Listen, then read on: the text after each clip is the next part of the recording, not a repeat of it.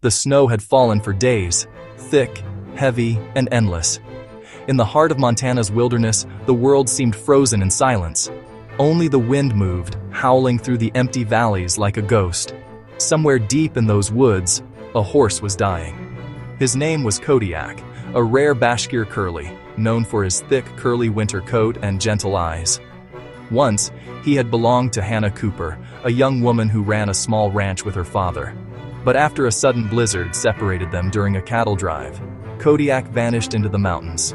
That was 2 months ago, and everyone in town believed he was gone. Everyone except Hannah. It had been the harshest winter in years. The Coopers had lost nearly half their cattle. The barn roof had collapsed under the weight of snow.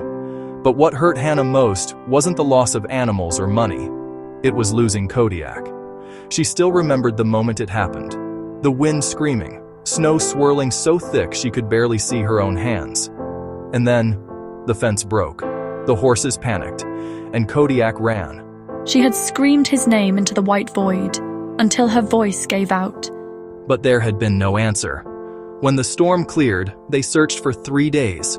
On horseback, on foot, even with dogs, nothing. If he's out there, he's gone by now, Hannah. No horse survives that cold. But she refused to believe it. Far away, in a valley buried under snowdrifts, Kodiak stood alone. His curly coat, thick like wool, was his only armor against the freezing wind. But even his famous fur couldn't stop the cold from biting into his skin. His ribs showed through. His breath came out in shallow clouds. Each step was agony, but inside him burned a quiet fire, the memory of Hannah's voice.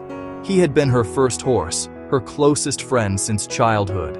She had raised him from a foal, brushing his curly mane every morning, whispering secrets into his ear.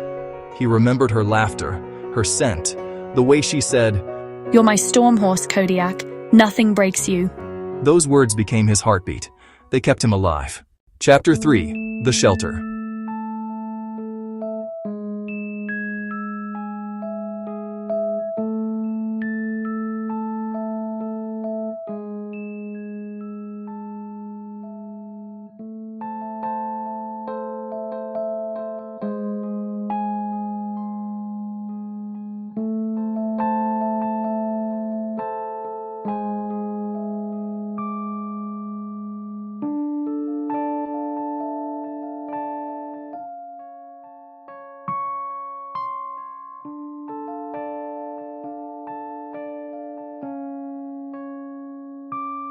He didn't know it, but this instinct, this will to find shelter, was exactly what made the BASHKIR Curly so legendary.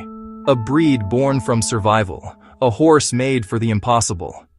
Chapter 4: The Wolves. One night, he wasn't alone.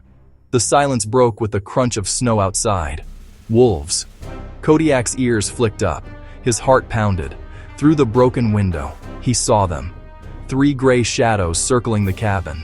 He tried to stand tall, but his legs trembled. The wolves came closer. The leader leapt first. Instinct took over. Kodiak reared up, kicking with all the strength left in his body. A scream, a flash of claws, and then silence again. When morning came, he was still standing, panting, bleeding from a small cut on his shoulder. He had survived, but barely. Chapter 5: Back at the Ranch.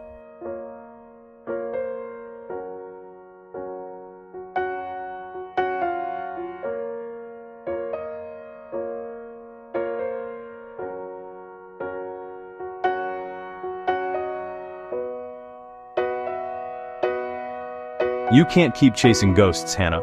He's not a ghost, he's family.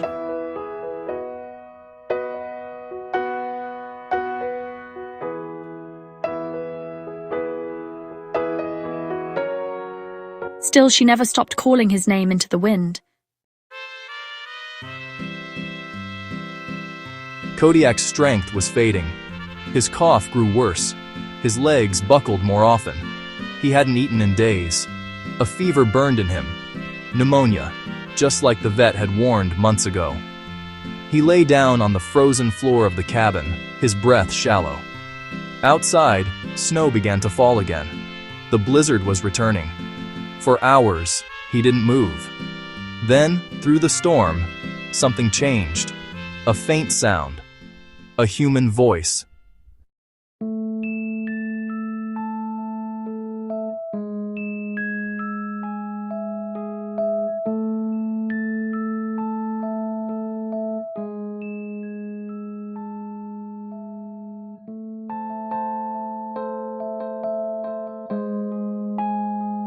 Kodiak. Weak, distant neigh.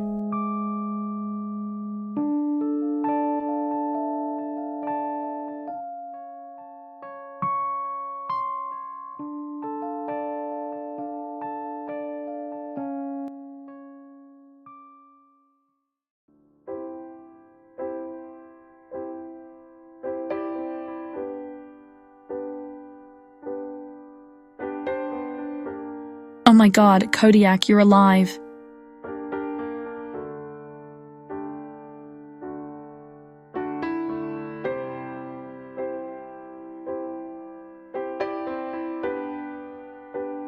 You held on, didn't you? You waited for me.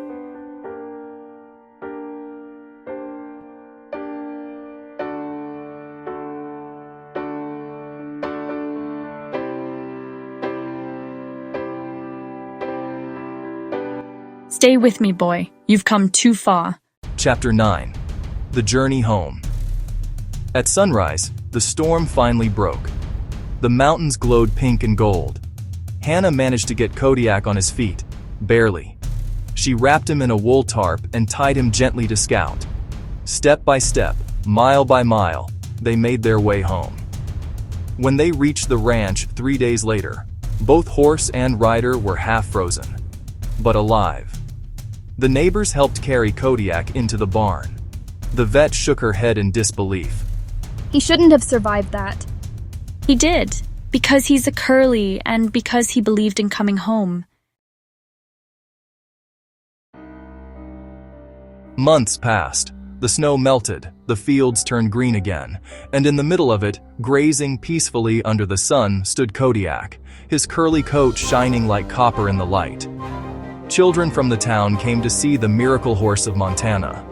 Newspapers wrote about him, but to Hannah, he was just her old friend, the one who refused to die alone.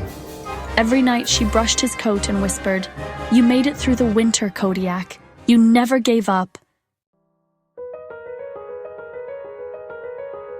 Years later, after Hannah's ranch grew and prospered again, she built a small wooden plaque near the cabin ruins where she found him. It read, "Here survived Kodiak, the curly who faced the storm." Travelers still visit that spot, a quiet symbol of courage, loyalty, and the unbreakable bond between horse and human. And in every whisper of snow through the Montana pines, locals say you can still hear the faint echo of hoofbeats, the sound of a Bashkir curly who refused to let the cold take him.